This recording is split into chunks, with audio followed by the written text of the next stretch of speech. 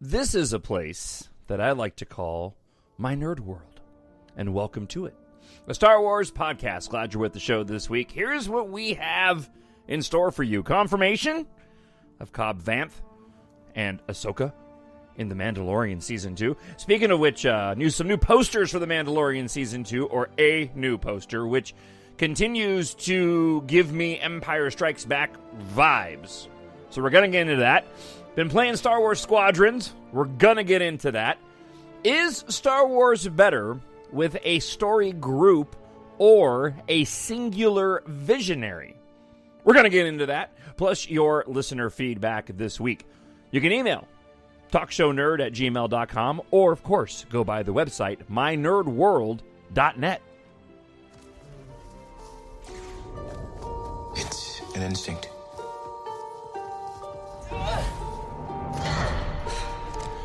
A feeling.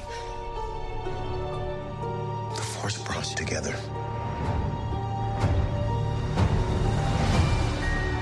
We're not alone. Good people will fight if we lead them. People keep telling me they know me. No one does. But I do.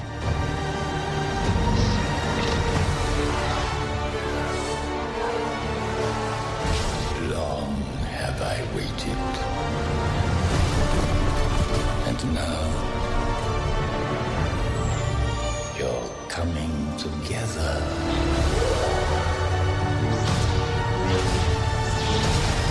Is your undoing.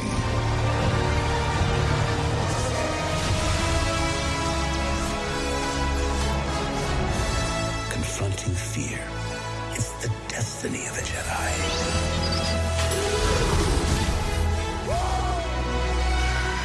Your destiny.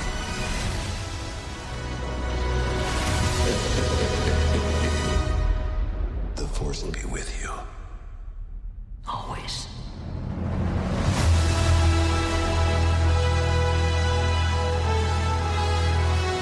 My Nerd World. One of the other shows that I do, I've started recently, and it's My Nerd World, a space opera podcast. I've mentioned it before. I wanted to start another show where I could singularly talk about the genre of space opera, which is my favorite genre. In case you hadn't noticed yet, welcome to the show, by the way. I am your host, Jon Justice. And this week, I decided to cheat, as I mentioned in the show, and cover The Rise of Skywalker. But I covered The Rise of Skywalker this week from the angle of looking at the film as just a space opera movie and not a Star Wars movie. If you go back and think about the release of Star Wars, Episode 4, A New Hope, but before it had the Episode 4 and before it had the A New Hope, it was just Star Wars. It was just a movie. It wasn't a genre unto itself. And therefore, it was examined as just being that, a movie. We didn't know, or I didn't know as a 5-year-old going into the theater that movie was going to become that thing that would impact me and millions of others throughout the rest of our lives. And so, when it comes to a lot of the criticism, and got into a little bit of that last week, going through an article from friend of the show, Brian Martin, and there's a few listener feedback emails referencing that we'll get to later on in the show. But when you look at the negativity around the movies themselves, I think a lot of it has to do with the fact that it is, appropriately so, don't misunderstand, it is being looked at in terms of the broader Star Wars universe and content that's been out there, and not necessarily as a singular vision, a singular movie. And I've, mentioned many times how much I do love the sequel trilogy, The Last Jedi and The Rise of Skywalker more specifically. And I agree with J.J. Abrams, who said that he really wanted to make The Rise of Skywalker be a film that could stand on its own, but also would end the saga. And I think that it's the stand on its own part for a lot of people that they didn't like about it. Apart from some of the story element choices that people still complain about on Twitter, because I just saw some this morning in my newsfeed. I think a lot of people would have liked something that didn't introduce so much new, including characters, and, focus more specifically just on the story at hand rather than bringing in some other elements. I go the other way on it. I think that it fits in perfectly with the entire 9-movie Star Wars saga, and definitely as a singular film in and of itself. So if you want to go hear my thoughts on that, go to mynerdworld.net or wherever you listen to this podcast and go take a listen to a space opera podcast from My Nerd World. Sorry, I lost my train of thought. All right, getting into the show this morning, we got a little bit of news. It is Sunday morning. I hope you're having a great week. And we got a little bit of news, so let's dive into the little bit that's come out this week. We are the spark that'll light the fire that'll burn the First Order down. So Disney released a new promotional poster for The Mandalorian Season 2. It's pretty rad. It's got the Mando, which we've seen in one of the Entertainment Weekly photos. It's got the Mando on a speeder bike, the Mandalorian on a speeder bike, and it's got Chilota. It's got the child sitting in a knapsack in the back. What we saw was a production still. This is a more stylized photo, and it's a wash in blue. So again, bringing about those Empire Strikes Back vibes. And we'll get a little bit more into that in the topic for the show this week, talking about trying to get to the heart of what makes Star Wars great from a creative standpoint, because I think there's a bit of a recipe that leads to the best Star Wars content, and it has me a little bit concerned when I see some of the more recent things outside of the films and live-action shows that Disney and Lucasfilm are putting together that seem to be more story-driven by committee than they are by a single visionary. So we'll get into that a little bit later on. Also, Disney Germany, when releasing the new Mandalorian Season 2 poster, apparently, and I don't know exactly how this broke down, this was the official Disney Germany entity. And in the promotion that was out on social media, it did confirm Timothy Olyphant and Rosario Dawson as starring in the series. Now, I found that to be really odd. The Timothy Olyphant part, not as much. And I'm kind of saying that like Lord of the Rings, aren't I? Like Oliphant?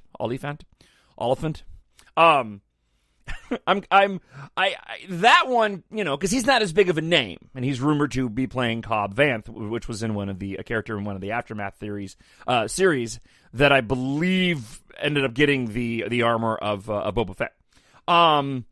But obviously the Rosario Dawson one now could be treated the same way, because it's not like she's an A-list star, right, if they got that information. But the reveal of Ahsoka actually being in the show, apart from keeping it secret, seems a bit odd. It also seems a bit odd that if they were trying to hide that, why would Disney Germany get that particular piece, those pieces of information? Why wouldn't you just hold that back? So I don't doubt that it's real. There's a lot of people saying that this is real. This is a legit Disney entity that's putting this out there. Just a little bit surprising, because I guess I was kind of expecting that they would have kept the Ahsoka reveal secret somewhat in the same way that they kept the child a secret.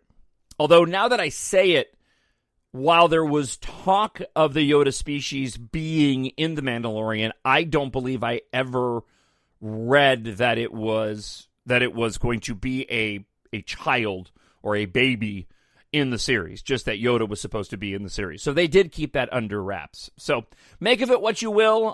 In less than 30 days, we'll all know the answer, or at least be on our way to knowing the answer. I doubt that Ahsoka's going to show up in the first episode of Mandalorian Season 2. This news dropped just overnight, or at least I just saw it overnight, and I thought it was pretty cool, just because the time period has me excited. A preview for the upcoming relaunch of Star Wars Adventure Comics. IDW Publishing, I believe, is what that's referred to.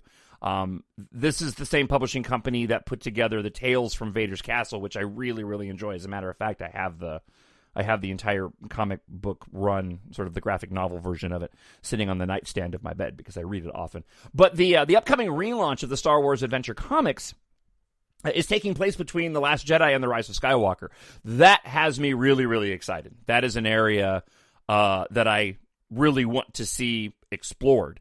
We obviously couldn't do that with the Force Awakens and The Last Jedi because they took place back to back. But that time frame of that year, or I believe it was a year between The Last Jedi and The Rise of Skywalker, I'm excited to see some material and content from that era. As I mentioned before, I would love to see them go beyond The Rise of Skywalker with some content as well. But I would imagine if they did that at any time in the near future, it would be without definitely without Rey. I don't think that they would do any content relating to Rey, but I could see some content relating to Lando or Janna or Poe or Finn, especially with some of the open-ended questions. Not hard questions, but like Lando meeting Janna at the end of The Rise of Skywalker and the talk that she was supposed to be his daughter, but they ended up not doing that in the film. So I'm just really excited to get some content that takes place between The Last Jedi and The Rise of Skywalker to just add some more canon information and knowledge heading into The Rise of Skywalker, which I love. And then lastly, just in terms of news, not really news, but because it's been out, I started playing Star Wars Squadrons. It was kind of a pain in the rear because it was supposed to be released, at least according to Xbox, on October 1st. And I seem to recall the original release date being October 2nd. And then it changed, but we couldn't access it on Thursday, which really sucked. My son and I were bummed out when I got up to do the show, the radio show on Friday morning at 2:30 a.m. I wandered upstairs and it popped on. It was a little glitchy. I'm having a little bit of some glitchiness with it in reloading, and that happens often. I did the digital version this time, and I really should have done the disc version. I should know better than to do the digital versions of things like this. Okay, so all that nonsense not relating to the game aside, the game is a lot of fun. It's very different. I'm a huge fan of Starfighter Assault. I played the spaceship battle versions of Battlefront 1 and 2 almost exclusively, and I play Battlefront 2 Starfighter Assault daily.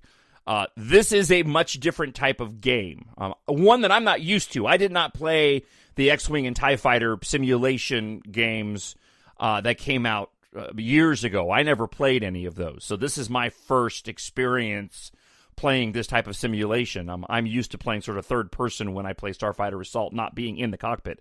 That being said, it's actually a welcome change, and I'm glad it's not Starfighter Assault because we already have that. I'm getting used to the controls and learning it. It is really a lot of fun. It's a different type of gameplay, again, something that I'm not used to, but as a huge fan of vehicles and the process of getting into a ship and piloting a ship and all the intricacies of the instrumentation, you got to learn all of it. There's a lot of, you're going to get a lot of muscle memory involved in making sure that you know all the different advantages and the shields and the missiles and switching, you're switching your options. But the game does a really good job through the story mode of teaching you those things. The customization is really great. My only complaint, and this is minor and it's not even that big of a deal, and again, because I have Starfighter Assault, it doesn't bother me because this is a different game. The color palette in the game is really bold. It doesn't take me out of it, but it's a wash in oranges and reds. And I noticed it in a lot of the promotion of the game.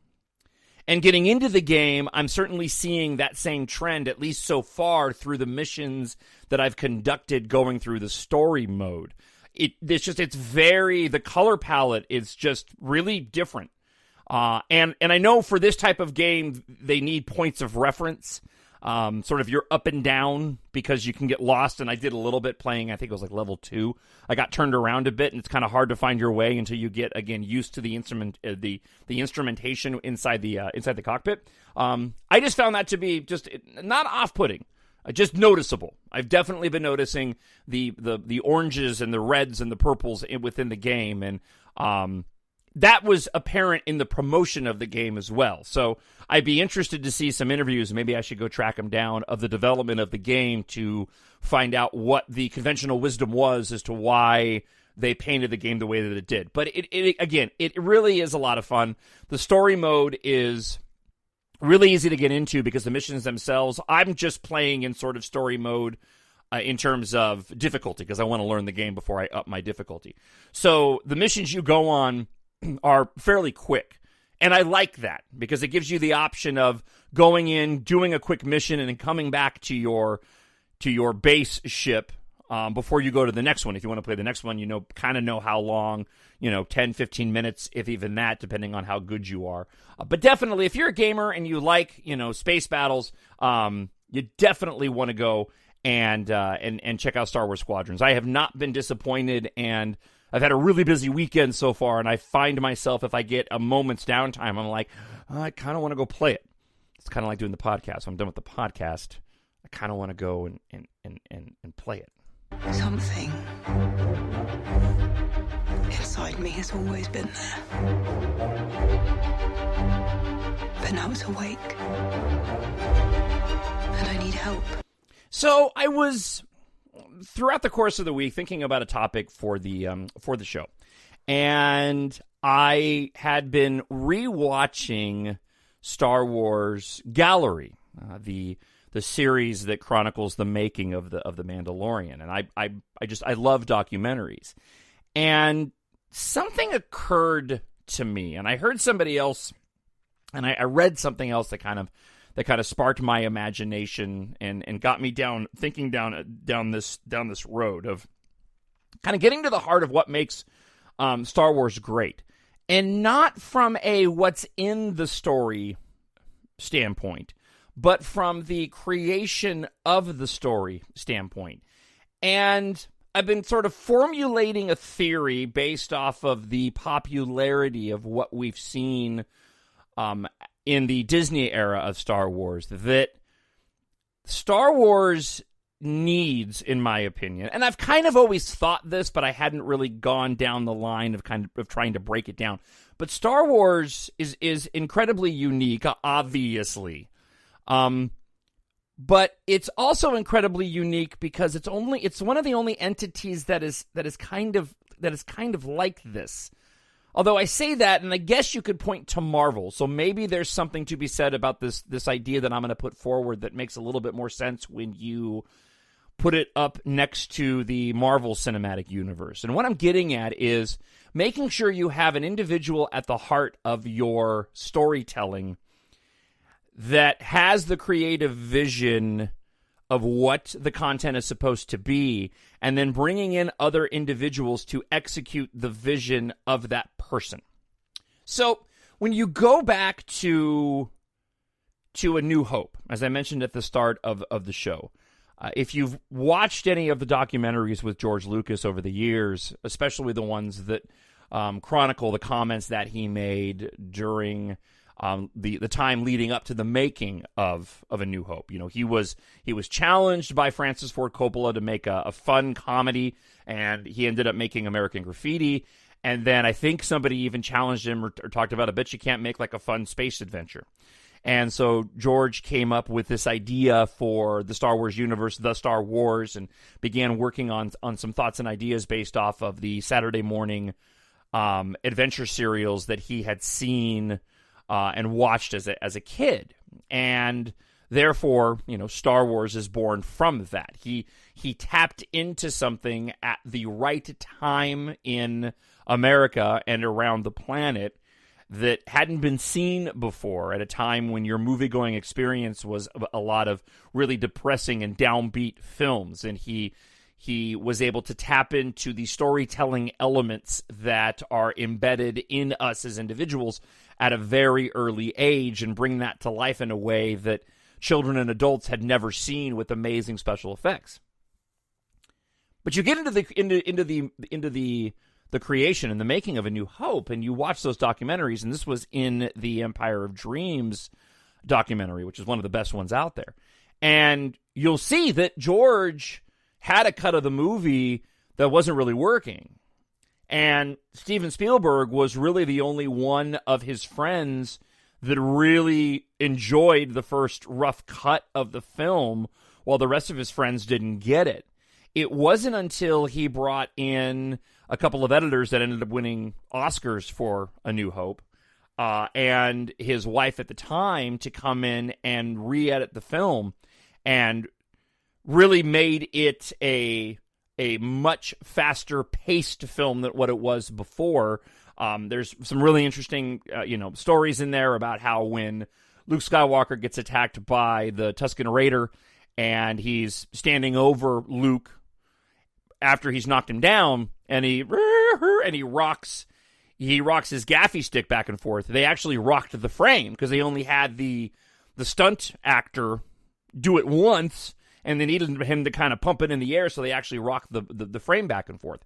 So I mention all this because it takes me down this road of, again, it's not, when it comes to Star Wars, and this doesn't apply for everything, I know it works for Marvel, but here's a circumstance where George had this creative vision, and it was a good vision, and he had great ideas, and the storytelling was good, and the script was good, but he needed other individuals to help him go and execute it, to do the things that he was not good at. When you look at the rest of the original trilogy, you got very much the same thing. George was still hands on deck and dealing with it, with the day in and day out, but he, handed off the directing reins to Irving Kershner, who did what he did with The Empire Strikes Back. We all know how amazing that was. And then he brings in Richard Marquand for Return of the Jedi, and Lucas becomes a little bit more hands-on because Richard Marquand wasn't as adept when it came to the special effects of the film. But again, you still had George there guiding the vision with other individuals going and executing it for him. It was still him and his story. Now, you go to the prequels, and this is where you kind of go, okay, maybe George should have handed the prequels off, because most everybody agrees that when it comes to the prequels, the story is fantastic. But where everybody seems to get tripped up are the decisions that George made when it came to characters like Jar Jar Binks, or when it came to the acting style of the individuals. And throughout the entire prequel trilogy, George had said he was initially going to get other people to direct them, and I believe that if George had, maybe if he had done The Phantom Menace, but then did the same thing with the original trilogy and handed off the reins to other directors to do episodes 2 and 3, if we would have had dramatically better, right? Don't get me wrong, I love the prequels for what they are, but they could have been better. I think everybody, even if you love the prequels, can admit they could have been better, even though it's the most cohesive and consistent of all three trilogies. So I think there is your counter argument that if George had handed off the reins to somebody else, it would have done better. Okay, so then you get into the sequel trilogy. Now, this is where things get a little bit different. And then we kind of swing at this all the way back around when we get into Clone Wars, you get into Rebels, and you definitely get into The Mandalorian. But you get into the sequel trilogy, and for as much as I love those films for what they are, you didn't have necessarily a singular vision in the middle that was guiding all of it. This is not me arguing that they needed a plan and they should have had a plan moving forward for these movies. Not in the slightest. What I'm saying is that if you'd had an individual who was more of a figurehead and not a story group, perhaps there would have been some changes in those three films that would have brought something a little bit more mainstream to those three movies than what we ended up with, right? For example, I think all three movies would have been served well if J.J. Abrams had done all three or Rian Johnson had done all three. Perhaps what Disney is going to do moving forward with Rian Johnson is exactly what I'm talking about. Rian Johnson is still supposed to be doing this trilogy of films, and with that, there has been and there was talk that he would be the individual to sort of write the trilogy, maybe direct the first one, but then hand it off to other individuals. So, not for me personally, because I love the sequel trilogy, but for those that were turned off by the sequel trilogy, I think there is something to be said that if they had gone the route of what had happened on the original trilogy of an individual at the helm, and then different directors guiding everything, you may have gotten a product that would have been appealed more widely to the audience as a whole. Now, given the fact that you have social media involved and what I've talked about so much on the show that impacts the the social sphere and the commentary around these movies and reinforces a lot of negative comments that are made, not just talking about the films among our friends as we did when we were kids because we didn't have social media, but being able to go online anonymously on Twitter. And like I saw somebody yesterday tweet it out, and I almost commented. I actually wrote the tweet and then I deleted it because it just wasn't worth my time. But there was somebody that doesn't like The Rise of Skywalker, and they tweeted out a meme, and it was a meme of Obi-Wan Kenobi telling Luke that if he went to go face Vader again, he couldn't help him. And then it had two different frames of Rey lying on her back at the end of The Rise of Skywalker, looking up at the Starscape, calling on the Jedi to go and help her. And the argument that was being made is that, The Rise of Skywalker didn't get what Star Wars was supposed to do, because here you have Obi-Wan Kenobi saying, as a Force ghost, I can't help you, Luke, if you go face Vader. And yet, on the other hand, you have Rey asking for help from all the Jedi to go and defeat Palpatine, and the two contradict each other.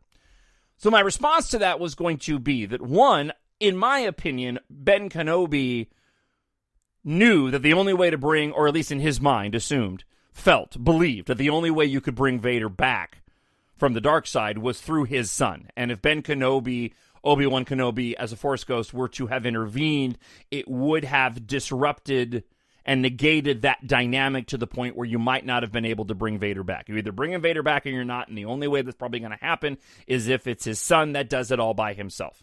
It wasn't a rule, it was more of a choice.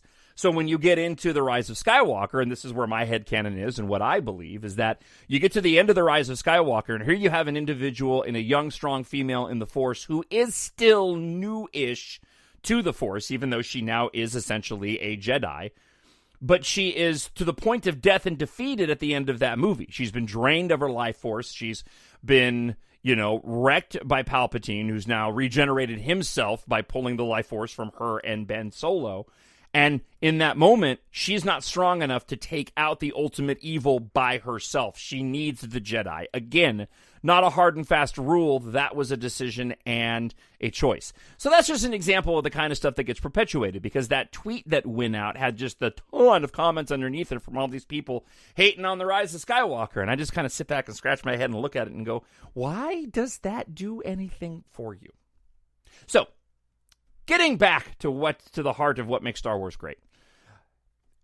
There may be no way to get everybody on board with Star Wars anymore. Certainly not with content that has preconceived ideas attached to it, right? Because The Mandalorian would push back against that trend. The Mandalorian is, by and large, widely accepted and received by everybody. But why is that? Now we're back to the original theory. Going back and watching Gallery on Disney Plus, Jon Favreau is clearly the guy at the center of The Mandalorian. He's writing it. He's the showrunner on it. He's giving direction to the other individuals. He's also got Dave Filoni there that can help with some of the canon stuff. It makes me laugh because, as a Star Wars nerd that I am, listening to Jon Favreau speak about Star Wars, it's clear he knows Star Wars. I don't have any doubt about that he definitely knows his material. But he's certainly not into the weeds like many of you are listening. He's just a little bit under the surface in terms of fandom, because there's things that you can tell that he gravitates towards that are more surface level fans of Star Wars. If you're looking at degrees of fan, you have your casual fan, you have your big fan, your hardcore fan. I would put him sort of in the big fan category, where he knows more than most people, but he doesn't know, close to everything like so many podcasters do. So it's clear that Dave Filoni is helping to guide that.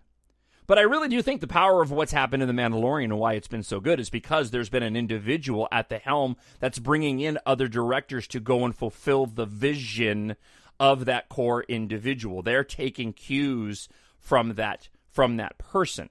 And this is where I get concerned. And the other place where this idea was born from when I was thinking about the main topic for the show. And that is, I think I finally landed on why the High Republic material isn't really resonating with me yet on a surface level, having not read anything. For one, the time period isn't something that I'm as interested in. right? I like, I know we're going to sort of get the impetus of heading towards some dark times in the hundreds of years prior to the Phantom Menace, and we're going to see a different type of Jedi. But the overall color palette and sort of the brightness of it, I'm not 100% sold on yet. But the real thing that has me concerned is sort of this collective creation of the High Republic era. At least from what I've seen so far and what I've read from some of the interviews and the descriptions from the authors of what this sounds like something that was put together, especially on the initial announcement video. This sounds like something that was put together by the story group, sort of a story creation by committee. And I don't think that always works. Sometimes it does, but often when you've got that many cooks in the kitchen, whatever it is that you're making just kind of gets watered down. You kind of got to, in order to make everything fit and to make everybody happy when it comes to the creative process, and you take a little bit from everybody, you end up in a situation where everything kind of gets diluted and the vision may not be as bold as what you had hoped. And that's kind of the feeling that I've been getting from the High Republic so far. I hope that I'm wrong in that, and I do hope that it's really that it's great stuff that leads to a lot of other great stuff that we all enjoy. There's very little Star Wars, unless it's something that's sort of been aged down out of my age range, and I've never really matured beyond the age of 16. But I like almost everything in Star Wars, and given time, if I spend some time with it, I'm sure I'll find things in the High Republic that I will enjoy. But it has me scratching my head a little bit and wondering if that's the reason why what I've seen so far of the storyline and what to expect, and certainly why I was initially sort of turned off by that longer announcement video when the High Republic came out, because it just seemed like it was a group of people sitting around trying to craft a story and all that, and that's, from my standpoint, that's just not the way that the creative process is put forward to maximize what that content is going to be. You really do need some of that singular vision. The original trilogy, was, and again, and still is, all George with other directors. The Mandalorian is kind of all Jon Favreau riffing off of the things that inspired George Lucas, but with a lot of other directors. And I think that's what really lends itself to being good. And I think that's part of the recipe within Star Wars that is going to provide the possibility for the best Star Wars content. TalkShowNerd@gmail.com. TalkShowNerd@gmail.com. Curious to hear what you have to say. Drop me an email and maybe I'll read it. Most likely I will on next week's show. I need someone to show me my place in all this. All right, listener feedback this week. And first we start off with James replying to and responding to my going through of the individual and the article, who last week said that Star Wars didn't need a plan. The Rise of Skywalker needed a vision. And I was a little bit worried I was coming off as too negative. And this is what James had to write. You don't come off as negative at all. I'm glad you call these people out and break it down. We need more podcasts like yours. Thanks, James. But we don't need more podcasts like mine because you have mine. But I get what you're saying. I get sick at yelling at my phone because of these types of people. I get so sick of hearing about how 4, 5, and 6 is so great and everything else is garbage. I thank God Disney bought Star Wars because they're doing exactly what I wanted, making more Star Wars content. 20 different people can write 20 different stories, and someone's going to find something wrong with it because it's not George. But even when it was, they had issues with 1, 2, and 3. Maybe if they had kept their mouth shut, he would have never sold it. Thanks again, James. Well, and we know that George Lucas has said that part of his treatment for what would have been sort of his vision for 7, 8, 9, it involved things of more of the microbial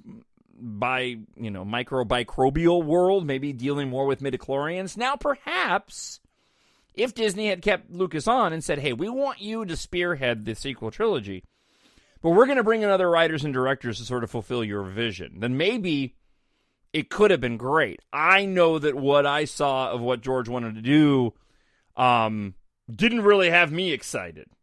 And George has done let's be honest, some of the stuff that George has done, a lot of the stuff that George has done outside of Star Wars wasn't really all that great. But again, this is coming from a person that really likes the sequel trilogy. So, all right.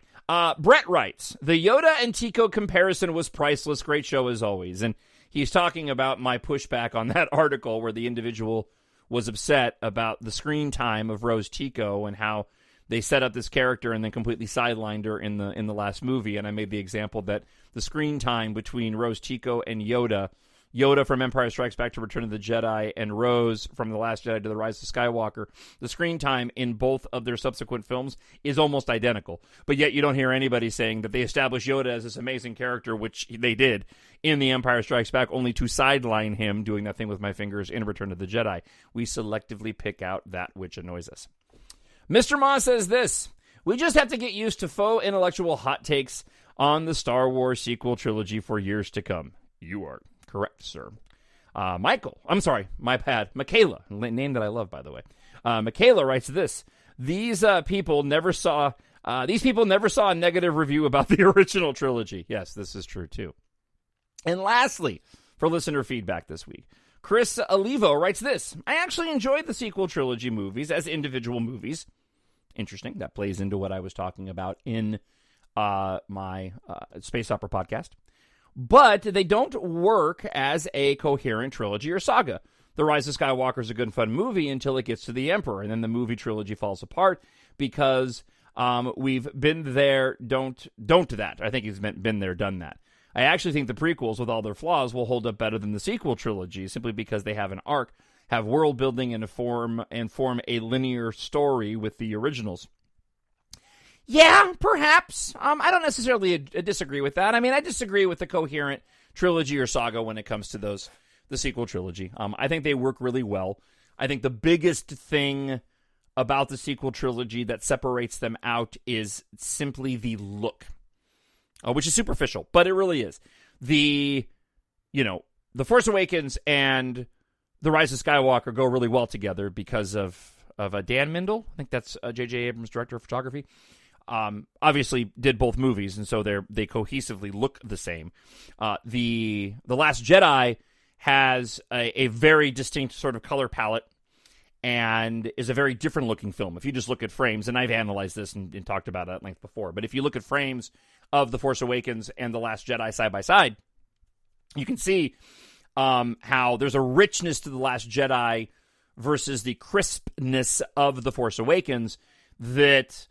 for me, it's like you can't really move from one to the other simply because the style of filmmaking is so different. I know some people have made the similar argument when it comes to The Empire Strikes Back, but those three movies to me are still very cohesive in terms of look, and the prequels definitely are. I mean, the prequels, I agree with Chris here, the prequels definitely look the most cohesive out of all three trilogies. It is interesting, though. I will say that having watched The Rise of Skywalker as many times as I have and watched the entire sequel trilogy together numerous times, I get the feeling, either consciously or subconsciously, that J.J. Abrams did try to tap into a bit of the visual aesthetic that Rian Johnson did, even if the pacing was very much in line with what J.J. Abrams normally does.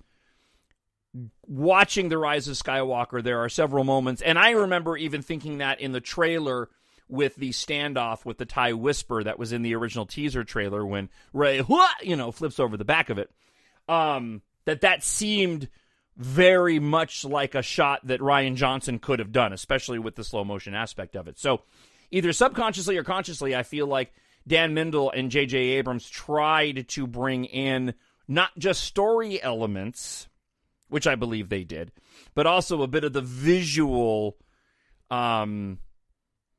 sort of the visual aspect of the Last Jedi as well. I guess that's really a convoluted way of saying that The Last Jedi flows better into The Rise of Skywalker, in my opinion, than The Force Awakens does into The Last Jedi. I think Rian Johnson would have been well to do, if this is something that matters to people, would have been well to maybe adjust a little bit of that tone that he has in The Last Jedi to match a little bit closer to what The Force Awakens was. I mean, if I was directing the second film, I think I would have done that, even though my visual style was more akin to the color palette that he used, that Rian Johnson used in The Last Jedi. If you go back and watch Looper or Brick, or their brothers Bloom, or Knives Out. They all have a very distinct Rian Johnson look. And that's indicative of a lot of directors. I mean, if you put up a movie and tell me which director it is, I can tell you if it's one of the main directors and most popular ones. Like, oh, that's Michael Bay. Oh, that's Steven Spielberg. Oh, that's J.J. Abrams. It's pretty easy to go and differentiate between the two. All right, and that wraps up the show for this week. Before we go, if you want to support the show, join the newsletter. It's free to join. You're going to get free stuff. Go to mynerdworld.net. I'm working on a really special newsletter-only book. It's going to be an EMBARK art book. It's going to include concept art, stories behind the choices in the design of the covers themselves. So we'll get into that. Also, some deleted text from the books that didn't make it into the books. So join the newsletter. It's free. Go to mynerdworld.net. Also, pick up the audiobooks. You like listening to audio because you listen to the show. So go and do yourself a favor if you haven't done it already and pick up the EMBARK series in audiobook, books 1, 2, and 3 available, or an ebook or paperback for yourself or a friend. Or please go and leave reviews, especially for Treasure in Darkness Book 2 and The Vanishing War Book 3. I need as many reviews as I can get. That helps with selling future books, and I need some more reviews for those books. I will definitely take reviews for EMBARK Book 1. And all the books have been recently reformatted. I went into great detail on the nerd blog at mynerdworld.net as to why I reformatted them. If you want to go and take a look. I'm also updating that blog a couple times a week. So I write about pop culture stuff and do some giveaways. So head on over to mynerdworld.net to find about all things EMBARK and the podcast here with My Nerd World. Have yourself a fantastic week. Looking forward to hearing from you throughout the week. TalkShowNerd@gmail.com. And I'll talk to you real soon. Bye. The Force will be with you, always. My Nerd World.